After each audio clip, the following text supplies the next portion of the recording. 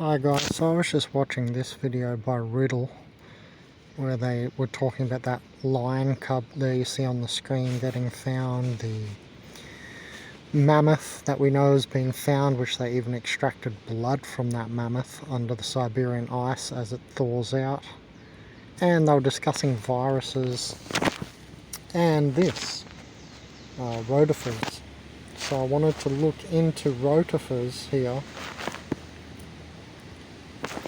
and you can join me. I'll make a little video here because I just want to read into this. Obviously by the word rotifer and bearing wheel, you can see its mechanical nature just via nomenclature, accurate nomenclature. So I just want to have a look into this.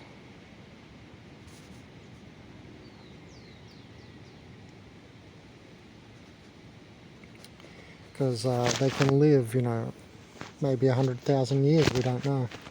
Tens of thousands of years. They come out of the ice, right? Could be 25,000 years old, they're saying in the video. So it's a zooplankton. And it decomposes soil organic matter. It's sitting where the mushrooms sit.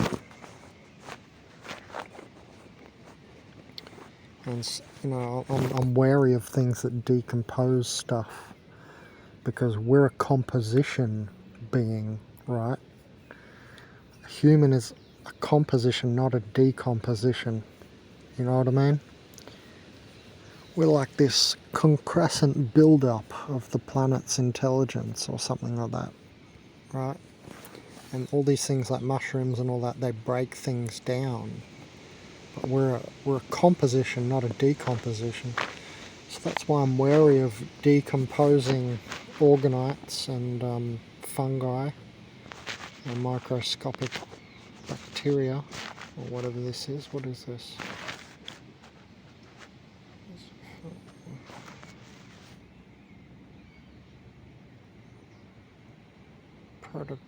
Protostonia. Unranked.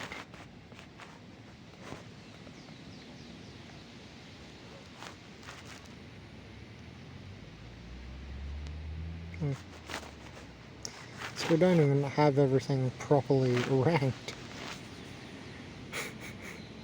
by the end, mind you. And so I was just saying to someone that, you know, this video made me think how it's the end of just biological life per se. I've said many times the robots come next, but it's a better, larger, overarching thing to say this place becomes more of what it is as time goes on, and that we're in some big next leap, quantum leap to a more real form of itself, as the third dimension is clearly mechanical, as we're seeing by the rotifer bearing wheel animal. And if you see all these little microscopic animals, they work like little machines, right? We know on this level you can look under microscopes and it just all looks like little machines pumping and pumping, humping and grinding. So it's not that robots come next necessarily, yes, but it's a higher way to say it and more overarching encapsulating way to say it is that biological extinction into mechanical, I guess we would call it, from our perspective. Anyway, so it's not just like another mass extinction, it is, yes, but it's again an even larger thing happening here in an end times fashion from like biological wipeout is what I'm trying to get across. That's what I'm trying to get across. So, you know, all the vegans who think they're going to save all the animals on the planet just by not eating them, my message to you is that the planet itself has different plans, much larger plans. It is wiping its own animals out. 1 billion Animals died in the Australian wildfires, right? When the ice moves, billions of animals are going to go.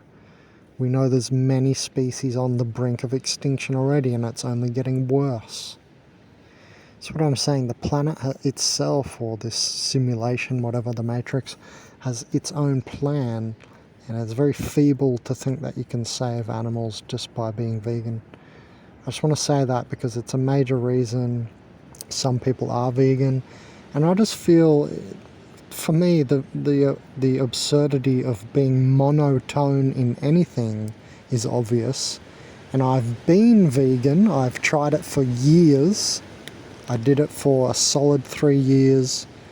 Not totally all vegan, but I was base vegan, right? And I went through vegetarianism. I've done months on, base liquiditarianism. It's not that I would not eat anything.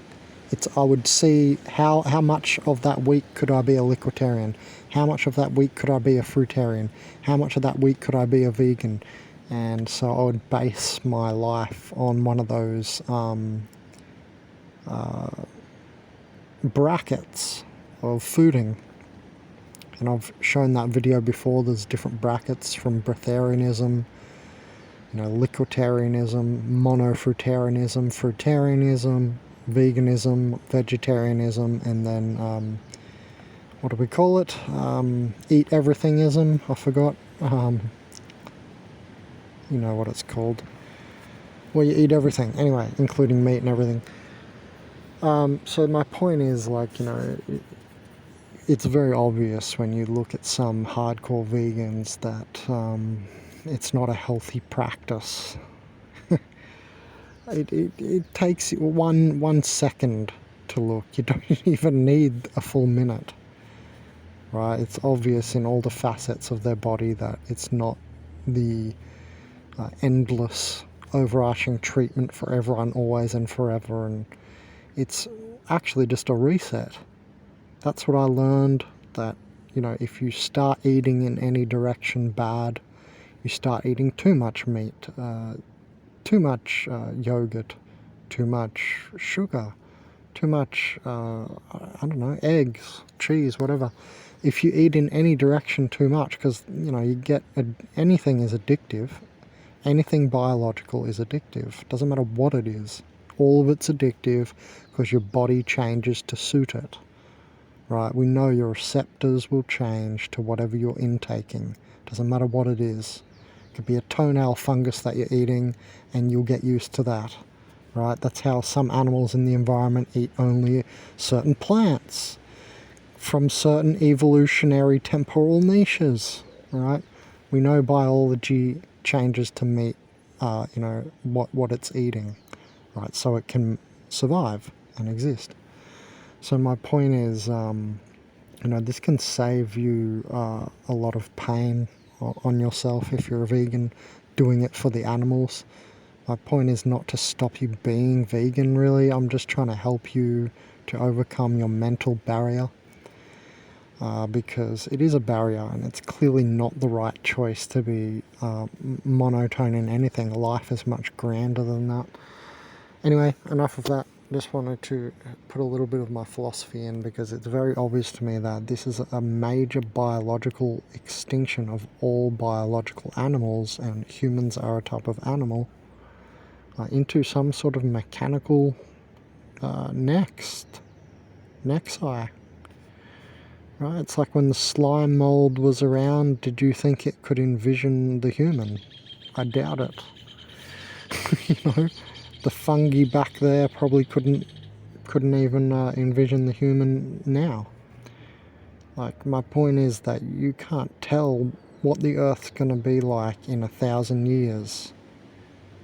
You have no idea what it's going to look like, or if we animals will exist at all. And it's the fifth sun. I just have this massive feeling from all data points that I've come across over my time as site creator of consciousazine.net, and my endless research, for 10 years now, just in the world, looking at the world. I read a lot of science and this and that. just from everything I've seen, it looks to me like it's not just a mass extinction and another go around the merry-go-round. It's like the merry-go-round of biology is being destroyed altogether. Do you know what I mean? So that's what I'm trying to say, that it looks to me like this 7th mass extinction is it for biological life itself, and that this is the plan of this place, this planet, this matrix, whatever. And that's what I want to get across. That's my main philosophy of this video. Anyway, let's have a look into this.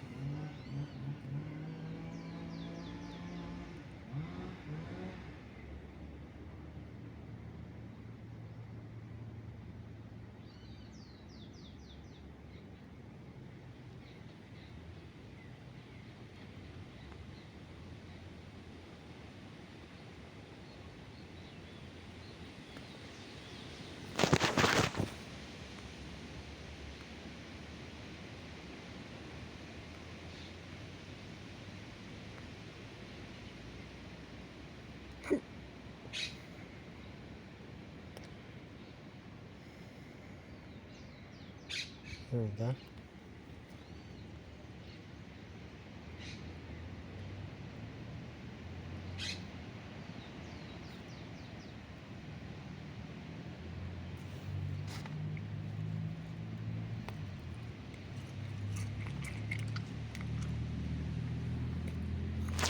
Yeah.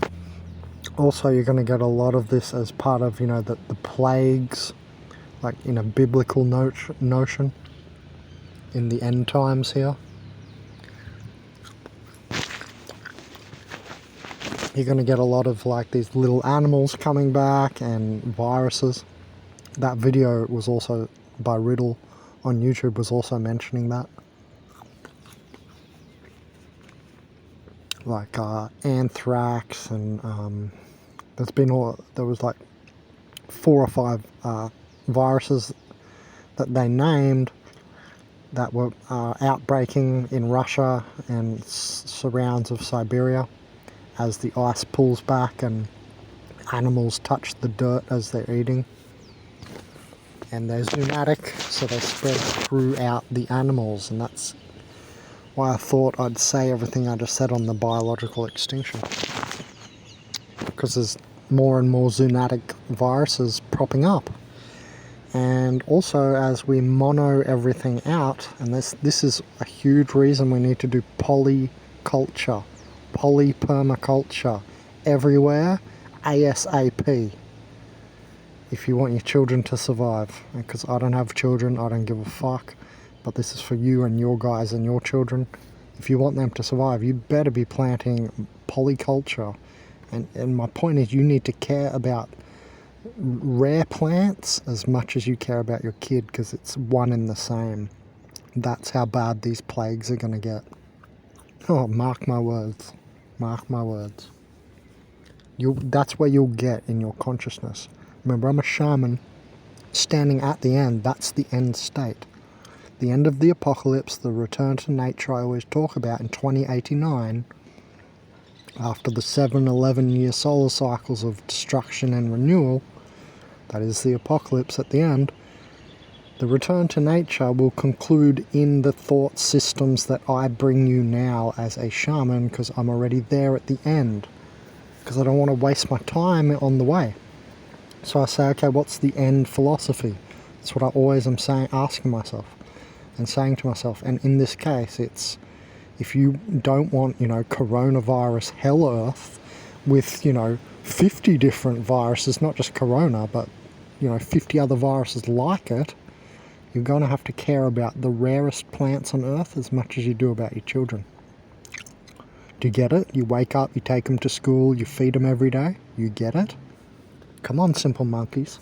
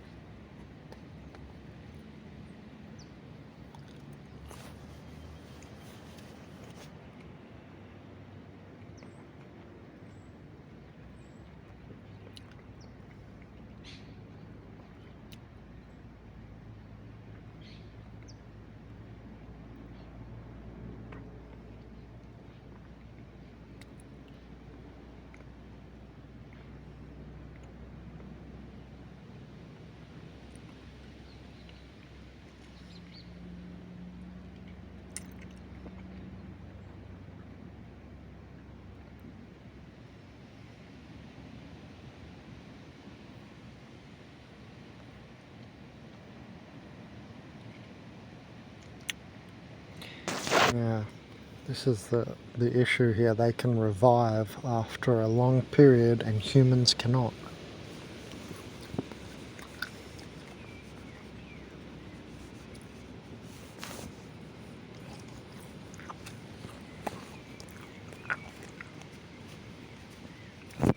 Again, it shows you the ridiculous nature of the human ego to think it can persist in such an environment.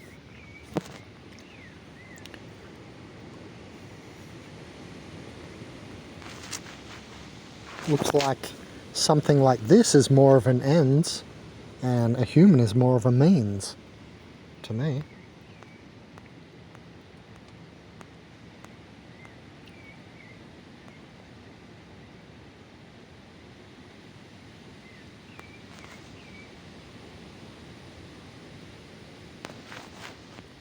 Well, this one luckily does not attack humans or animal cells, only it infects amoebias, but we're all in a closed system. What affects the amobia affects you, somehow.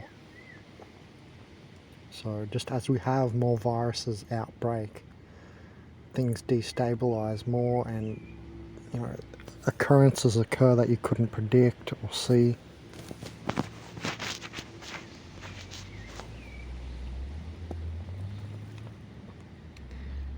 Yeah, like he says there.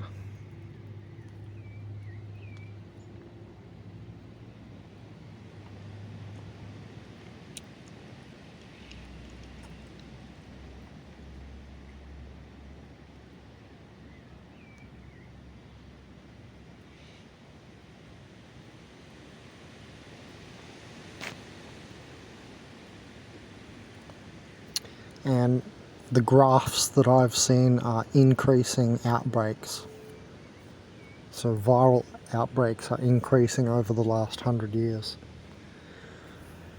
Because as we farm the arable land with monoculture, we deplete the poly nature of the environment and the competition. So anything like a certain virus can spread quicker because there's less competition and battling. So it can just spread more wildly. And that's why we have more viral outbreaks over time. And I'm saying it's going to get much worse, decade for decade. Remember in one of my apocalypse videos I talked about the layering effect that persists in this idea of viruses, in its own little domain of viruses. That will have layers. And then the viral outbreaks itself is one layer in a meta layers of the apocalypse. That's what I've already discussed in other videos.